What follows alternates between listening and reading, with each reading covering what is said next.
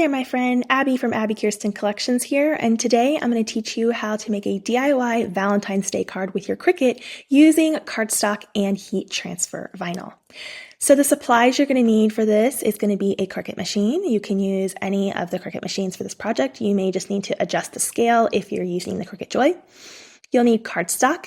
You'll need heat transfer vinyl, also known as iron-on vinyl. You'll want to have a weeding tool. And then you'll need some glue or tape. I like to use Barely Art glue. You'll need an Easy Press Mini and a heat safe surface, plus the card templates, which are linked below. You can find more information about these resources and my templates below this video. I want to show you how I would import this into Design Space, and I also want to talk about how you can add score lines to cards. So whether this be a card that you're uploading yourself like this or something that's already in Design Space, I just want to cover the technique of adding a score line to your card if you've never done that before. Super, super helpful. All right, so this is the card we're going to be making, and this is the template, and you can find it linked below. There's more information on abbikirstencollections.com if you would like to use this. And I'm going to go over to the upload button here in the design panel. I'm going to click on that, and I'm going to click upload image to browse my computer, and I'm going to bring the file in. So here we have the SVG cut file. It's going to give us a preview here, and we're going to click upload. We're going to select it under recent uploads and then click add to canvas. Okay, so obviously we have a duplicate copy here because I already uploaded one. I'm just going to get rid of my duplicate here and we'll bring this over. So first thing you want to do when you're bringing a card in like this, you want to scale it. So not everything's going to land in Design Space exactly at the size you might want it, so you do need to know how to scale. You can come to any one of these corners here and you can scale larger or smaller. And at the top there, you're seeing your sizes reflected in height and width in inches. Or you could type in exact dimensions here. So I want this to be a 5x7. So I'm going to make it 10 inches wide because half of that would be 5. And then 7 inches tall. So we have a 10x7, which will result in a 5x7 card once folded down the middle. You can always change the represented colors that you see here on your screen to give you an idea, but more importantly, just pick out your paper that you want to use when you're cutting out each of these layers. So when files are brought into Design Space, they are typically grouped. So you'll want to right click to ungroup it. If you would like to move any of these pieces apart from one another, to move them around for whatever reason. I'm going to move this top piece off here. This is our base layer for underneath. I'm just going to set this aside. And what I want to show you is I want to show you how to add a score line. So score lines are completely free in Cricut Design Space. You just got to go to the Shapes tab here, and a Shapes panel will pop out, and you'll see a little line. Now, if you click on this, it will appear at the top of Design Space there. It's kind of skinny, so you might miss it. Just look for it there. And then you're going to want to scale this up to match the size of the card. A little too big, there we go. All right, so how do we make sure this is perfectly centered? It's super easy. You just have to click and drag over both the score line and the base of the card here.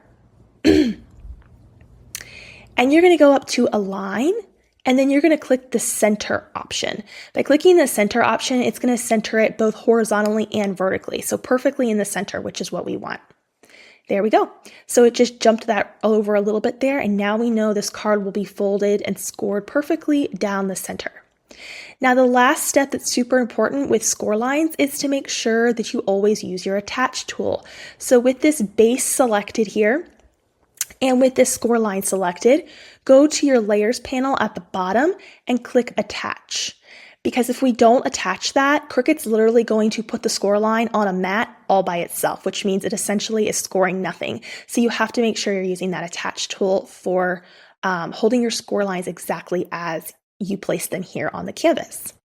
So I'm going to be using cardstock for this project, primarily cardstock and glitter cardstock. For the loads of love words that you're seeing here on the front, you could of course personalize that if you'd like to change what it says.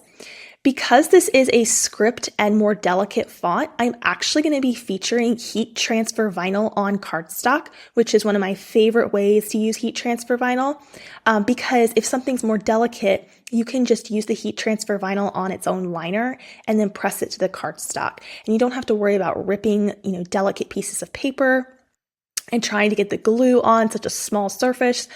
So I'm going to show you how I do that. So everything here is going to be cut in cardstock except for the Loads of Love, which I'm going to be featuring heat transfer vinyl, also known as iron-on vinyl, on cardstock, which is one of my favorite things to do.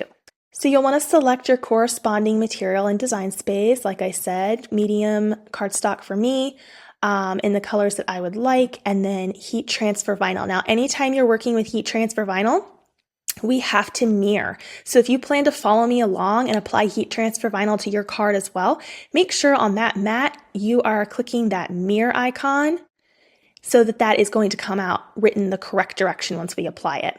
And then you'll select your materials right here, or you can browse all materials for what you're looking for here in the settings. Let's go ahead and get this cut out.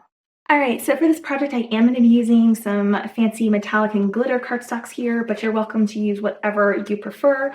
This is just what I'm going to be opting for. So we're going to cut each one of these designs out that we've loaded up in design space. And you're just going to load each piece of cardstock with the corresponding color that you've chosen, and we'll get these cut out. Make sure you use the appropriate setting. I'm using a glitter cardstock setting here, but if you're using a 65-pound cardstock, an 80-pound cardstock, make sure you're using the corresponding setting in Cricut Design Space. All right, so this layer is done. This cut is done. I like to peel my mat away from my paper and material. That helps eliminate it from curling really harshly, which can definitely be a challenge with cardstock.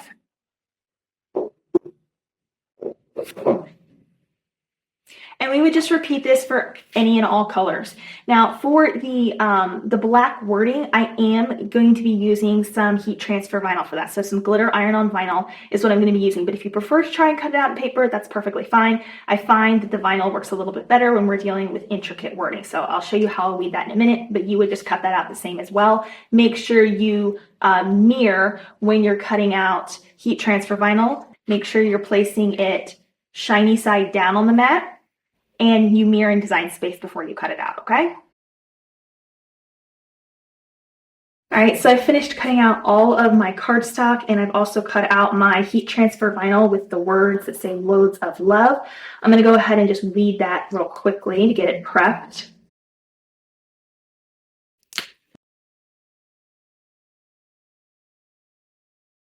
Okay, so I finished weeding that heat transfer vinyl there.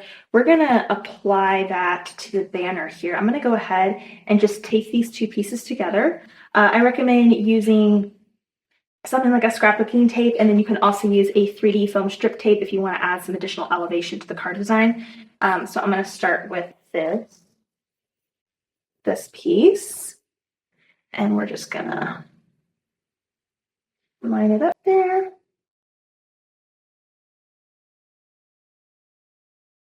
Okay. You can also use glue if you prefer to use glue other than tape. You can use glue like Barely Art glue or tacky glue. Things like that will work with cardstock crafts as well. So don't worry if you want to use a glue, that's perfectly fine.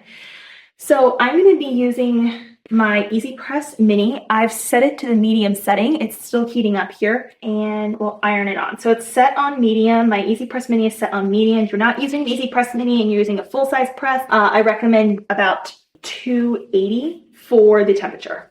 So we're going to go ahead and place this down here, and I'm just going to work in sections for about maybe 15 seconds or so, about 15 to 20 seconds in total for the entire.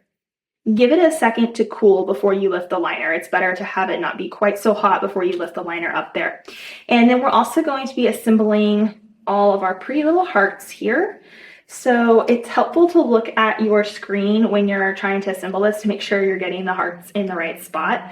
It makes it a little bit easier. Okay, so it should look something like that. And then this part is going to go over the top here. All right, so my liner just comes right off there. We've added that heat transfer vinyl. Now, my tape isn't wanting to grab as much as it normally does because this is glitter cardstock, so I'm actually going to opt to use my Barely Art glue instead. I don't want to have any issues with my card falling apart, so we'll opt for that. But you can, if you're using a regular cardstock that's not like heavy on the glitter like mine, then a scrapbooking tape like that will work just fine. It's only because of the texture that there's any problems. Okay, there we go. Back to normal. Okay, so I'm going to continue with this piece. We're just going to assemble it.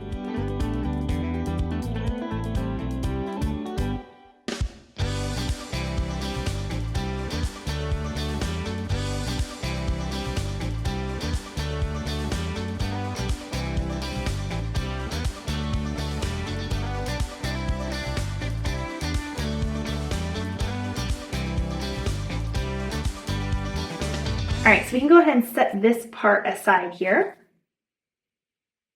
And all we need to do is finish prepping this. So this card comes with these little slot cutouts here, and I like to put a piece of scrapbooking paper behind it, something that has some sort of pattern on it. So I found this one. It's not quite long enough to go all the way down, so I'm just going to trim it into 2 sections and add it behind. Just use my straight cutter.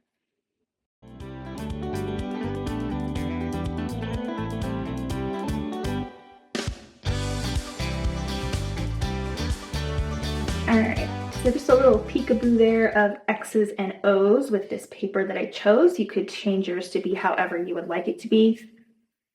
All right, there we go. That's all done. And then the very last step is just to go ahead and add this centerpiece to the front of our card. And I'm going to use my glue again here. All right, there we go. So I ended up using mostly just my Barely Art glue, but you can, if you're not using a super textured paper, you can get away with scrapbooking tape or even like 3D foam strip tape if you want to add some additional dimension to it. But for this one, I went with the glue. This is how our card turned out. Let me know if you like it. There are templates available for you to go and grab below. I hope to see you there. Bye for now.